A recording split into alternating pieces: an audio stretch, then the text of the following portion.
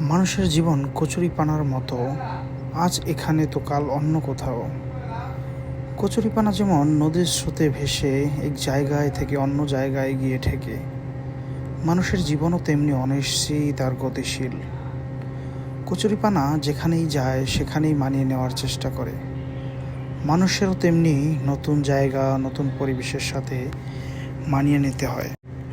আর মানুষ যদি নতুন পরিবেশ, নতুন জায়গা, নতুন সম্পর্কের সাথে মানিয়ে নিতে না পারে, তবে সে হেরে গিয়ে পরাজয়ের স্বাদ গ্রহণ করতে হয়। তার অস্তিত্ব সংকটাপন্ন হয়ে পড়ে। তাই স্রোতের সাথে তাল মিলিয়ে নিজেকে চলতেই হয়, নিজেকে মানিয়ে নিতে হয় নতুনত্বের সাথে।